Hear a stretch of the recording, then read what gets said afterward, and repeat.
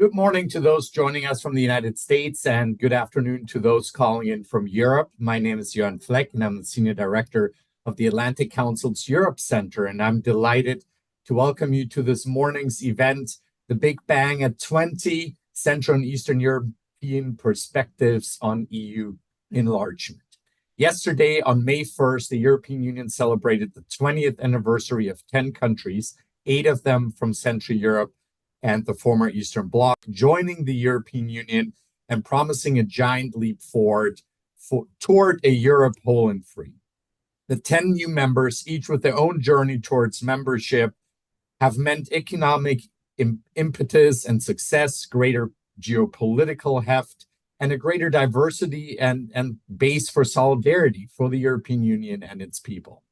And 20 years later on, many of the then new accession countries are now leaders in the EU, confronting Russia's full-scale invasion of Ukraine and its brutal efforts to reverse the progress towards a Europe whole and free.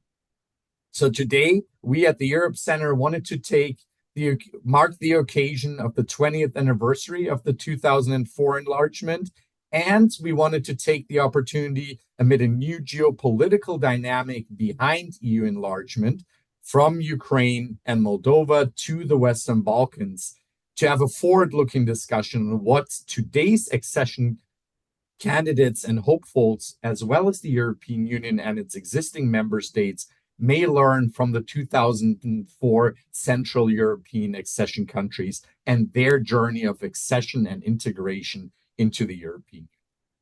To kick us off today, I'm delighted that we're joined by the EU Ambassador to the United States, Jovita Nelukčenė. A warm welcome, Ambassador. A native of Lithuania, good morning. A native of Lithuania, Ambassador Nelukčenė took up her post this year and in many ways embodies the success of the 2004 enlargement. She served in the President's cabinet, coordinating her country's first ever EU presidency in 2013, and she represented her country at the EU institutions as Lithuania's permanent representative to the EU. She went on to serve as Vice Minister of Foreign Affairs of Lithuania, and in that role helped to shape the EU's response to Russia's brutal war starting in 2022. And today she serves in one of the top diplomatic posts the EU has to offer as EU Ambassador to the United States, and the first from the first person in that role from the 2004 intake of countries. So we're looking forward to the ambassador's opening remarks and then an exciting panel moderated by our senior fellow Ilva Tare. And with that, looking forward to the discussion and your opening remarks, Ambassador, and over to you. Thank you for being with us. Thank you very much. Thank you, Jörn, for inviting. And it's really, I'm very happy and very delighted to join the discussion and the conversation. And, it means a lot this day. The 20th anniversary of our membership means a lot for at least 27 countries. But I think it's specifically, personally, it's extremely important for me, and I feel so proud that actually for my country and for all the 10 countries we actually joined 20 years ago.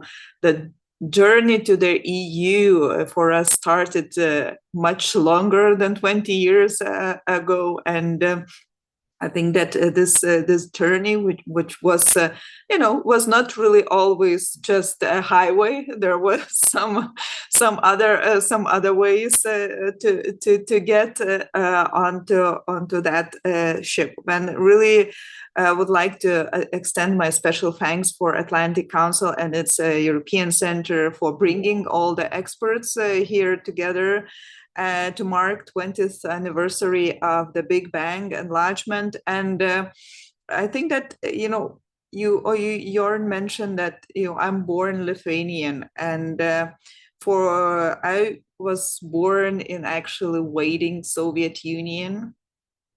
And I really believe, and I think there is some generations already in my country and in those 10 countries that neither freedom, neither democracy, neither the choice of life is actually for granted, that you have to fight for it, you have to strive for it, and it could be only one generation away that you can actually lose it. And EU, for those countries, for 10 countries, if you look at the numbers, you can see that most of them actually doubled their GDP per capita. The life expectancy, their real estate, the wages grew faster than in the rest of Europe. Their everything got better. I'm not even talking about the infrastructure we managed to change all through the countries. For Lithuania is probably even better example of the success stories. Our GDP even tripled, if I may say like that. So it was really their amazing way to go further, to move, and to really, when I was responsible for the communication strategy when we were on the way to have a referendum for the membership in EU back in 2003, just before their actual membership. And the thing is that it was in Lithuania, you didn't need to persuade public. Because for everyone, it was like really very clear way. And we do not consider it as like, something we are founding, something new, that we want to do something extraordinary. We think that it will be something totally unexpected for us, or the thing that someone has to invent. For us, the journey to the EU and the membership in the transatlantic organizations as such was actually the way back to Europe. And there was really very little or non-existing doubt. So for some governments, it was painful, and we had really a change of the governments over our negotiations and then integration process. It was painful, but politically it was quite easy, because we really knew, and we still know, that there is no other way and there is no other alternative for that. With all the flaws and all the shortcomings we have in the EU or in the transatlantic community, there is no better. And what is happening right now in Ukraine, with the Russia's unleashed aggression, when we believe that after 80 years of the end of the Second World War, after 20 years of our membership in the EU, this actually really shows that there was no alternative of the choice. And Ukrainians, by the way, they proved that back in 2014, when we witnessed annexation of Crimea, it was because the people were in the street when their president decided not to sign the association treaty and DCFTA for Ukraine. So for Ukrainians, European way is as well the way without alternatives. So being part of the EU, I really believe now we have another task, not only for the deeper integration, but to help the other countries which strive to become a member of European family, to help them, to help them on the way, because the success of being in is actually tremendous, economically, security, and of course societally. And I think that's really the answer for all the possible doubts, for all possible costs. And we have to build a democratic Europe, a free Europe without the wars.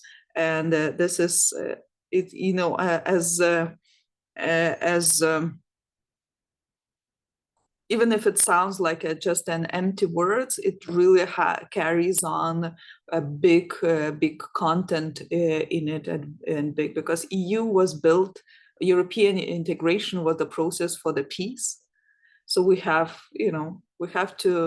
we not only committed to that, we have to walk our talk. So really, thanks again for inviting me and for the sharing. I had a nice brief in front of me, but I thought that it's nicer to share the personal take, and it's really extremely important for each Lithuanian. It was celebrated really across the country, and when I saw all the social media, I understand it was celebrated all across 10 countries and across Europe. So I think that this is really what matters, that we feel each other and we can stand for each other, and we can stand for others who are on the way to join us. Thank you very much, and all the best for your discussion. Ambassador, thank you very much for your very interesting and direct and hopeful messages that you shared.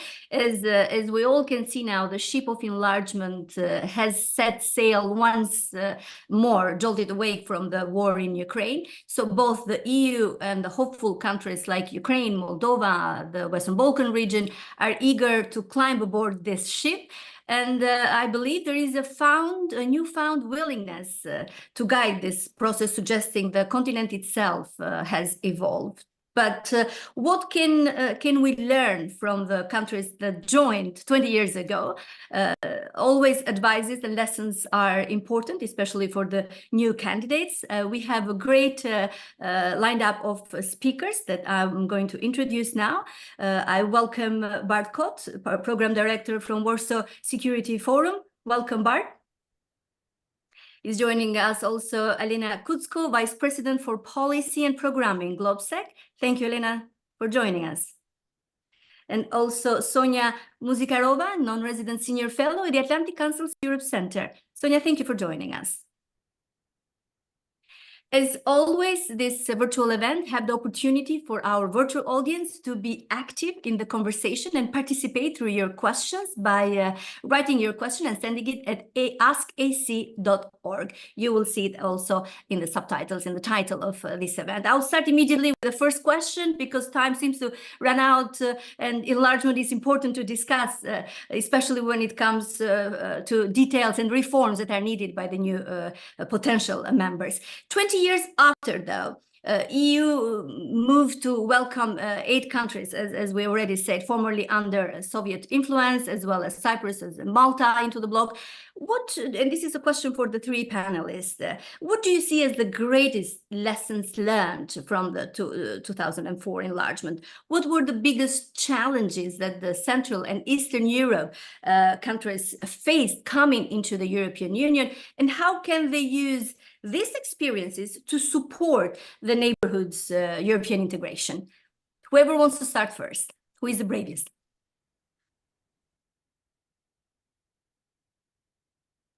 Okay, Bart. Okay, let me start with that. Thanks for hosting me, and I'm delighted to speak on behalf of Poland. And of course, yes, we also celebrated the 20th anniversary yesterday. Today, it is also a holiday in Poland that's actually related to the Polish diaspora, which is over 20 million people all across the globe. And tomorrow we also have the anniversary of the Constitution of the 3rd of May from 1791. All in all, this is like a lot of anniversaries, but the truth is that when you look at the recent 20 years, it is pretty much what also resonated through the speech of Madame Ambassador. I remember the then president, Aleksander Kwaśniewski, who referred to Polish joining of European Union as actually coming back to Europe. I mean, that was the expression back then. That was the feeling back then, that this is not like we are joining the European Union. We are coming back to where we actually always were. So like the civilizational choice that we've made over 1,000 years ago. Whatever. I mean, right now, after a lot of different political challenges of the last 8 years, where Poland was also one of the examples of the countries that were full of populist tendencies. I would say that we are back again to Europe, and almost instantly to the European decisive core, because with the revival of the Weimar Triangle recently, with the fact that that there is a lot of engagement between the Prime Minister Tusk and Chancellor Scholz, and of course the President Macron from France, Poland is back in Europe, not only as one of the member states, but I could easily say that one of the member states that can actually shape the future of European Union through, of course, where we stand clearly, and where we always have had I would say, a trump card over many member states, with our defense spending, with our clear view on the threat from the Russian side.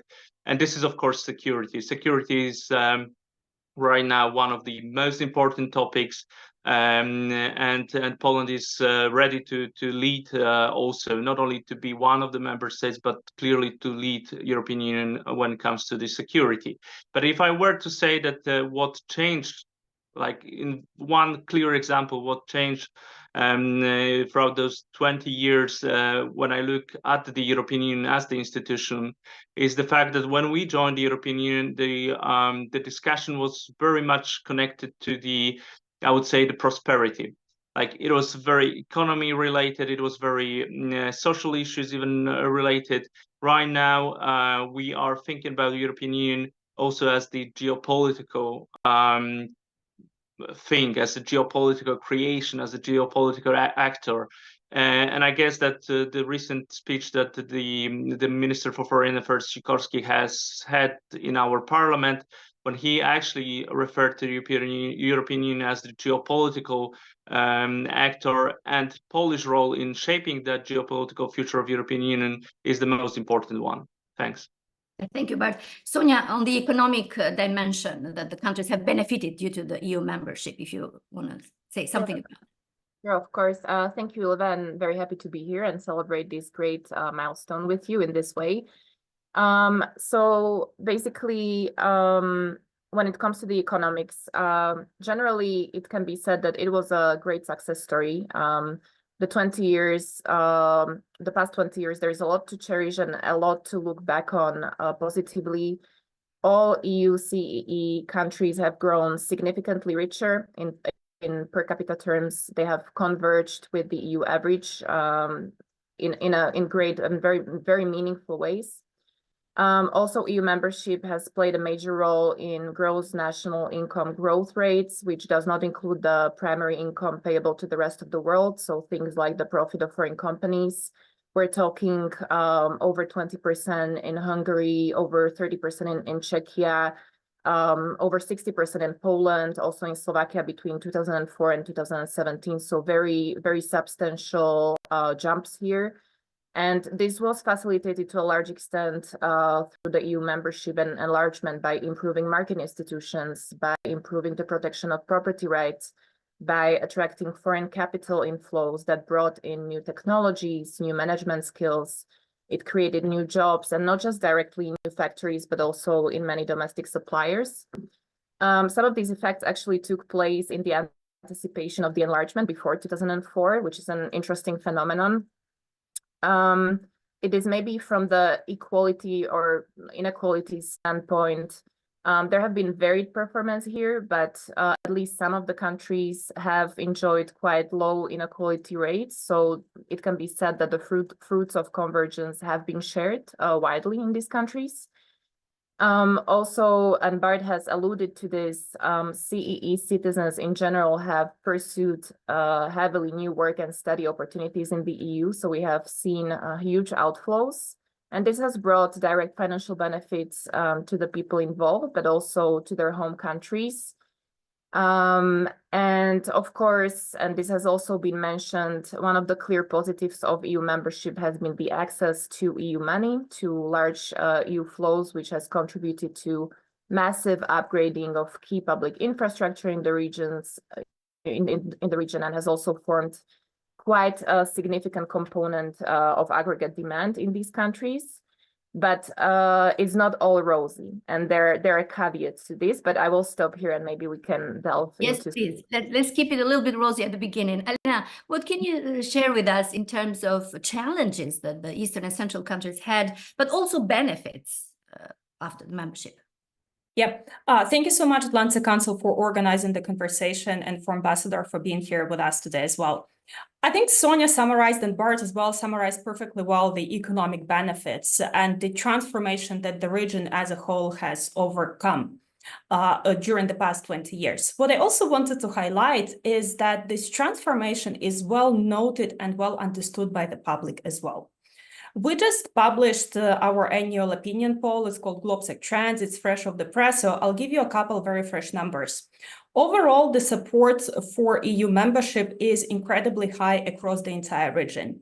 Over 70% of people everywhere say that they would stay in the EU, regardless of any disadvantages that they can identify with the European Union, because people understand that this is the best option out there, and they understand all the benefits that the European Union has brought to them and will bring in the future. In some countries, the numbers are even higher. For example, Ambassador was talking about Lithuania. In Lithuania, 87% of the population would want to stay in the EU even now, which is a remarkable number. But even in countries like Hungary, where there's been a lot of Eurosceptic discourse out there in the public, 86% of the population still want to stay in the European Union. So there's no buyer's remorse among the population, and people overwhelmingly support European integration projects. Now, and here I'll gradually switch already to challenges and lessons learned and what we can take forward from this experience, is that, of course, overall, the performance is very strong, also economically and politically, but of course, it was very uneven. And what's important is that probably we Central and Eastern Europeans had a bit too high expectations in terms how fast we can go through this transition and how quickly we can converge with the rest of Europe. We probably thought that maybe within 10 years or so, we're going to be at the same level of income development as the countries in Western Europe. The gap indeed is closing, but it's still out there. And people understandably feel a little bit disappointed because they thought that we're going to be doing even better than we're doing right now.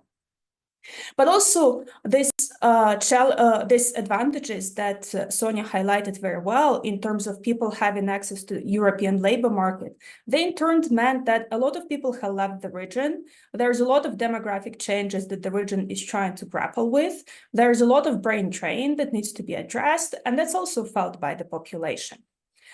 In terms of overcoming the challenges and maybe some of the lessons learned that can be useful also for countries who are trying to join the European Union, I would say that actually having this strong public support is important, but it's not something that comes out of nowhere. Especially before the accession, there was a lot of skepticism in other European countries whether the region should be joining the EU. It wasn't so overwhelming that people and political elites would say that we absolutely have to enlarge. There was a lot of work that had to be done to convince them, and in many ways, the countries who were going through the accession process had to perform above the expectations to make the point that they're worthy of the EU membership. So I would just say that we shouldn't despair if there's not necessarily public support or political support right now. This can be worked with.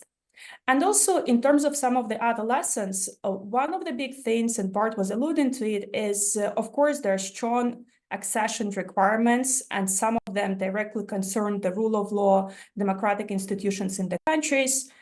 And all the countries more or less matched the requirements, some a bit better than others, but everybody did their homework before the accession process. The challenge comes after the accession process. And this is also one of the biggest takeaways that the entire European Union is taking from the accession process, that we need to also find mechanisms how to make sure that countries stay committed to the democratic norms, democratic institutions and standards also after they join the European Union. Thank you, Elena. Very good point, and important for the aspiring candidate countries. on the timing, the speed is not going to happen overnight. The prosperity, the growth, the economic perspective will not improve overnight, and there are a lot of reforms to be implemented before that. And talking about that, but most conversation about the EU enlargement in Brussels seems to focus on reforms, either legal or economics, that the candidate countries should do before joining the EU. What developments ought the EU to prioritize to best prepare its capacity for a union of 30 or more?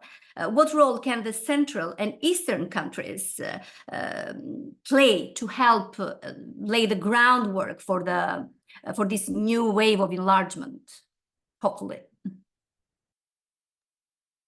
Good question, actually, because it was like a focal question of what we were talking about right now in Poland recently. Look, I mean, there was this big report that was published by both the French and German think tanks that was received, especially in Poland, as literally the position of both the governments. And a bit of we're a bit afraid that this will shape the discussion for many other countries.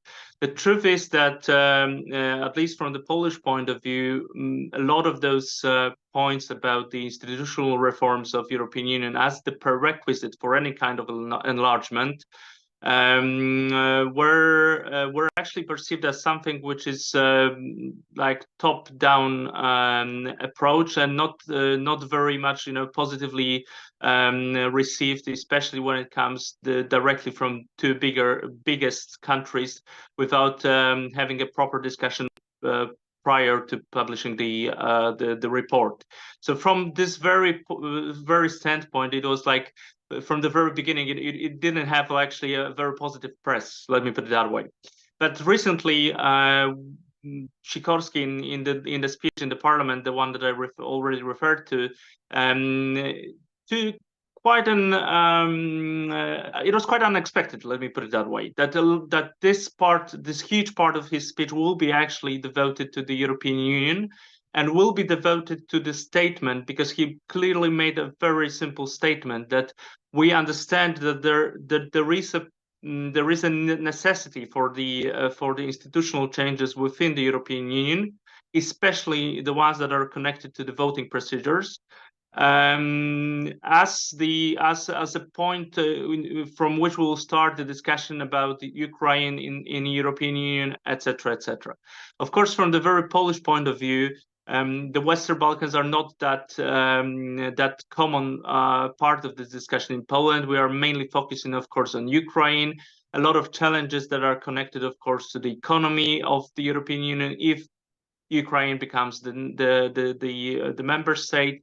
So there's a lot of the discussions that are, of course, the ones that are clearly connected to the institutional changes in the European Union. But what is actually different to what I would say even a couple of weeks ago to what I can say today is that the government publicly stated that we are open for discussions.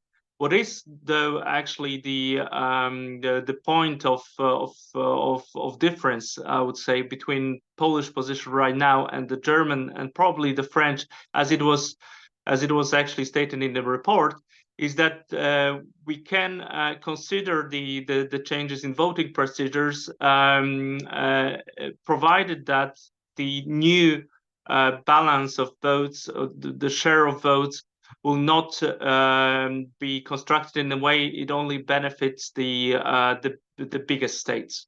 So okay, for the institutional changes, especially the ones that are connected to the voting procedures, that are connected, of course, to the foreign policy, foreign security policy, but only if the voting share will also change for the biggest states. Having said that, to enlargement, but after modifying the voting rights to the new potential members. That's what you're saying. Yes, but also not to the new member states, but also to the old member states, so that the new balance of votes will not profit only the biggest countries and only the Western European countries, because the proposal as it was shown in the report clearly is actually going that direction. And completely like to hint another subject, but I don't believe that we'll have time right now to dig deep into it. The feeling in Poland is that the institutional changes are not enough. We are lacking. We were lacking actually a lot of leadership in the European Union, especially in terms of this, as I said, security-related, politics-related overview of where we are heading as the European Union. And I guess this has to change almost as equally as the institutional changes. So it is a bigger discussion, not only related to the institutional changes. Thank you, Barney, for that. Sonia, I want to go again into the economic aspect. Some of this, the new countries that joined in they're 20 years old now, but since 2024, haven't still yet joined the Eurozone. Is Euro participation area still on the horizon for members like Poland or the Czech Republic? What's your view on that? This is a very important aspect actually in the enlargement, because actually all EU member states except for Denmark are required to adopt the euro and have pledged to join the euro at some point. And euro adoption remains an open issue for several 2004 in commerce, so for Czechia, for Hungary, for Poland, and this is for several reasons. So let me just list a couple of them. So for example, Poland and Czechia have enjoyed to a large extent the macroeconomic management and flexibility afforded by retaining their own currency and monetary control. This, for example, allows central banks to weaken their currencies if deemed too strong, and it's hurting exports. And we know that all of these economies are quite export-oriented. Second, the public opinion, and maybe Elena can, if they had a question in their Globsec survey on euro adoption, maybe she can elaborate on this. But in many countries, especially in Czechia, but also others, it has not been favorable of euro adoption for a long time. Although I think I can say that after a series of crises in the past years, this is changing, and it's being driven largely by the private sector, which has to withstand all of these, macroeconomic volatility and swings in the exchange rate, and it's making things harder. And then third, that we know that in order for countries to adopt the euro, they have to meet a number of criteria, nominal convergence criteria, and this has been quite hard. The parameters are price stability for inflation. We know that there has been a huge surge in inflation in recent years. For exchange rate, for fiscal variables, we know that the fiscal position of many countries in the region and in the EU has worsened in the past years, post-corona. For long-term interest rates. So this has been a very challenging time during the past years to basically comply with these criteria and to achieve macroeconomic stability. So these are some of the reasons why they haven't adopted the euro yet, but hopefully it will be on the horizon at some point soon.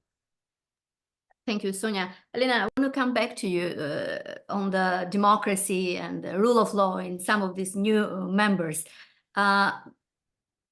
Although all the Big Ben states progressed through the same accession chapters, a few members have suffered from significant democratic backsliding and rule of law violations. Moving forward, how can, in your view, the EU better institute lasting guarantees for democracy through its accession progress and processes?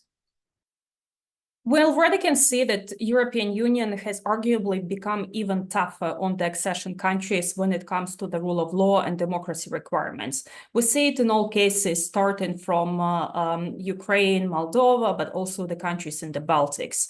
And this is also one of the reasons why quite a few countries in the EU are not that thrilled about adding new members, because that's also admission of reality that the European Union has not fully cracked the mechanism of how to make sure everybody complies with the norms, not only during the accession process, but also once they become members of the European Union. But we also see that the European Union is trying to change its behavior based on experiences with countries who are already in the European Union.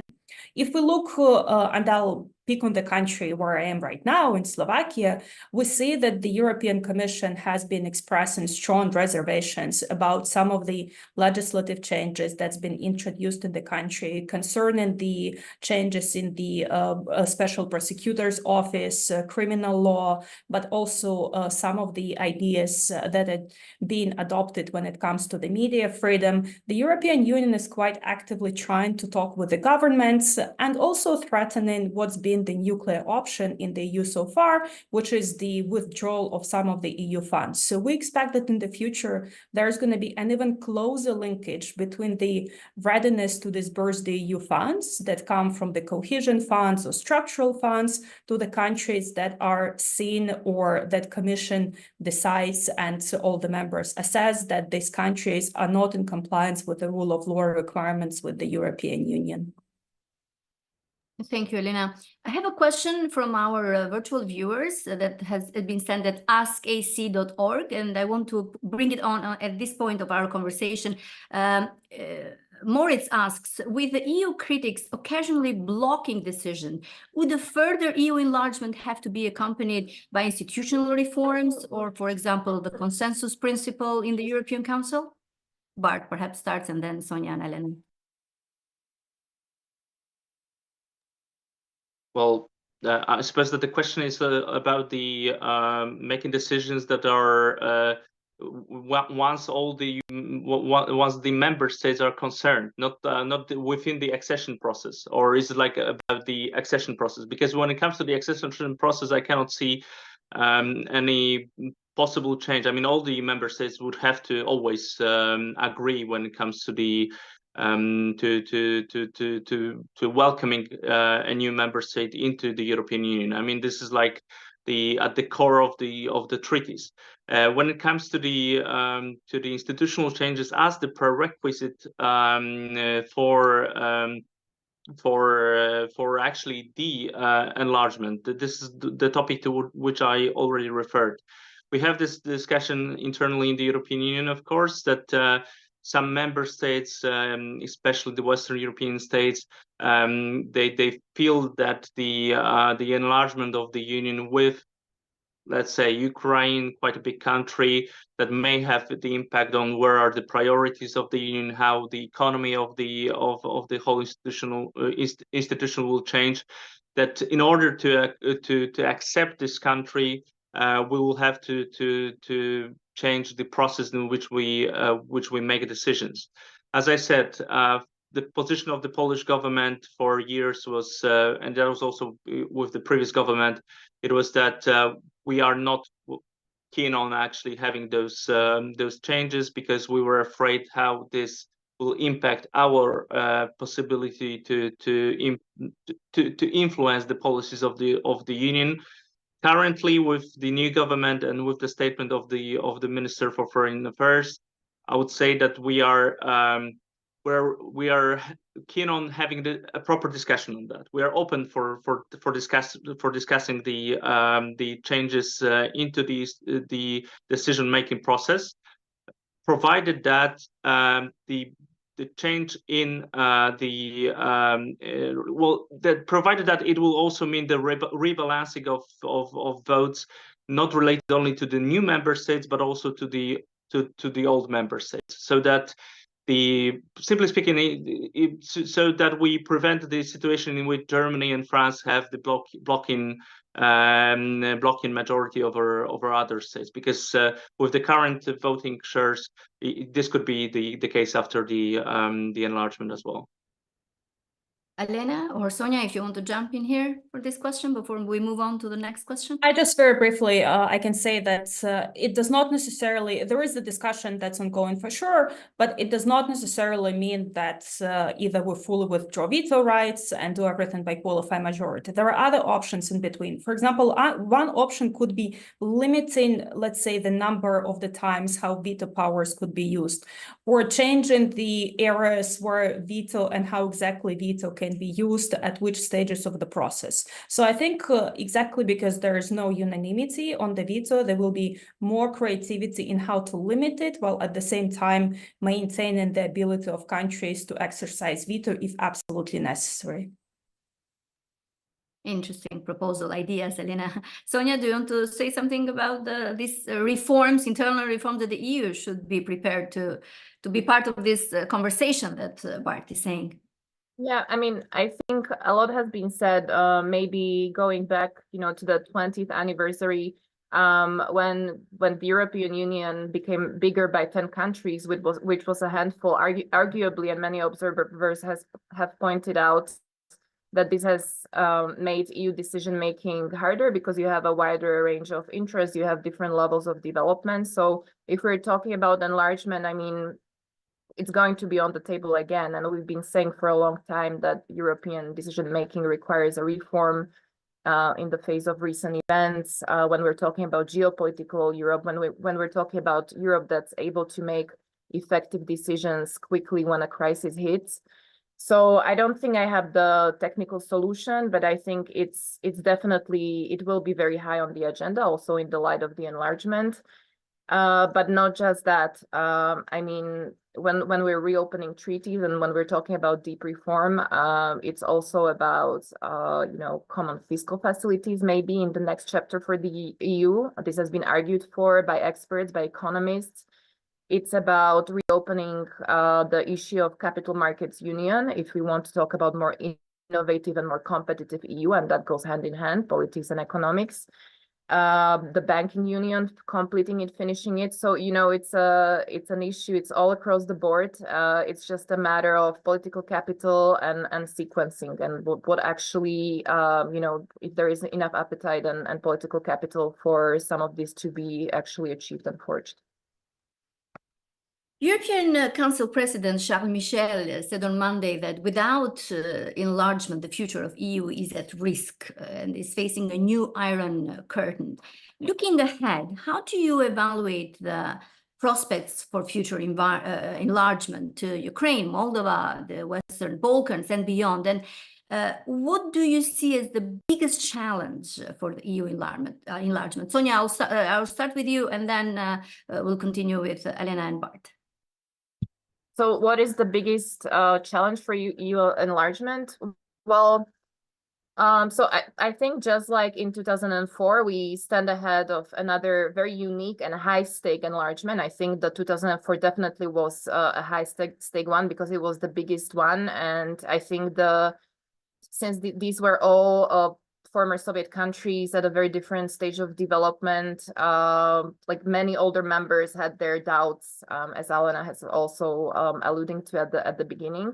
So I think just if we talk about Ukraine on its own, not even taking, the other countries, Moldova and Western Balkans, and the character of the country, it boasts an extraordinarily large territory, population, vast agricultural lands, which then has impact on common agricultural policy. It has on the upside untapped energy reserves, but it also finds itself obviously in the middle of the war. So this is extremely complex to navigate and manage, but also it holds a great and potential. I think maybe from a standpoint of Central and Eastern Europe, the challenge here is that the region has grown paradoxically more divided since Russia's invasion of Ukraine. So it is a bit harder to imagine an unequivocal and unisono leadership out of the region, especially with some of the pro-Russia forces echoed by high-rank political elites in the region. On the upside, though, Poland, the Baltics, Czechia, and others have really shown a firm support and both in the rhetoric and in the action. So I think they can be counted on for support to this end. I think, we have kind of downplayed earlier the institutional reform that is conjugated in the context of Ukraine many times, but I actually think that this is actually the leading lesson from the leading economic lesson from the 20 years of EU membership of CE countries, is that there's a huge potential stemming from EU single market. It creates a scale that none of the regions or the single countries can achieve alone. It reduces transaction costs in trade. They can benefit from financial trade integration, from the fourth freedoms, from cohesion funds. The list goes on. However, to exploit this potential, basically you do need governance reforms and institutional reforms. And actually evidence has shown for Central and Eastern Europe that those countries that do have strong governance and institutional fundamentals have reaped much greater benefits and have performed much better than the rest. So I think this is an important lesson for the next enlargement and one to keep in sight. Thank you very much for being with us today, Sonia. Elena, what do you think is the biggest challenge for the EU enlargement, for the EU and for the new candidate countries? Indeed, EU enlargement is now probably the zeitgeist. You mentioned Charles Michel, but even political leaders in individual countries that previously were, let's put it openly, among the ones who were blocking the enlargement process are now on board. And even Emmanuel Macron, he famously said, including here in Bratislava, he said that the question of enlargement is not about if, it's about how. So the main discussion and the main understanding is right now is that enlargement is going to happen. There is understanding that European Union does not have any other choice in the current geopolitical situation but to enlarge. And the main discussion is figuring out how to make this process palatable, both for the citizens, but also so that the accession candidates are not disappointed neither with the process nor with the outcome. In terms of the main challenges, of course, as always, there is a challenge of making it a merit-based enlargement versus a political imperative. Everybody knows that Ukraine will at some point in time have to join the European Union. But it also means that there is a feeling of obligation to accelerate the process with the Western Balkans and countries who have been waiting in line for much longer. At the same time, the European Union does not want to close eyes on some of the reforms that have not been properly completed. Again, going back to the discussion of the lessons learned and the transformation that was not either done properly or where there are doubts about this sustainability of the reforms after the countries join enlargement. The second challenge is backslided because democracy is a work in progress. It changes with the current people who govern. Yeah. That's an important factor as well. Another important factor, and that deserves much more attention, is, of course, the security situation. The environment right now is very different than what we experienced before the 2004 enlargement. Back then, in the 1990s, early 2000s, nobody really seriously thought that any of the candidate countries are going to face imminent aggression or are at risk of major war anytime soon. And also, in most of the cases, countries joined NATO before they joined the European Union. There was no expectation from the European Union to provide security. Situation now is different. First, of course, some countries in Central and Eastern Europe still think that only NATO can provide the necessary security guarantees that would really ensure that there is going to be no further aggression on the side of Russia specifically. But offering Ukraine tangible NATO membership under tangible and concrete timeline is a very difficult process right now. And the previous backers, including the United States, are pretty openly saying that they are not ready yet to extend this concrete membership offer in the immediate future, or at least not ready to be bound by a certain timeline to do so. So this is very different now. Of course, there is discussion now that the European Union needs to be a stronger security actor, but at the same time, few people believe that European Union alone can provide the security guarantees necessary to make sure that, let's say, Ukraine is not attacked, or that Moldova is not attacked, or that there is no sufficient and aggressive foreign meddling in countries of the Western Balkans. So there is this dilemma between what comes first, security guarantees before EU membership, or whether EU membership can be imagined without the security guarantees from other partners or other institutions. You are leaving Bart with a very difficult question to answer there, because I'll not dare to start answering that question. Well, look, I mean, the biggest challenge when it comes to the EU enlargement for me right now is the realization that the next enlargement is not about economy; it's all about geopolitics. And it is a question whether we as the European Union are ready to play the role, the honest role of the geopolitical player. Well, this discussion has been around for at least a couple of years. There was some actions to those words, But all in all, I don't believe that we are at the place where we are ready to play the strong geopolitical role, even in our neighborhood right now. And the question is, of course, that with the Ukraine being part of the European Union, with the Western Balkan states being part of the European Union, still the image of the Union will change drastically.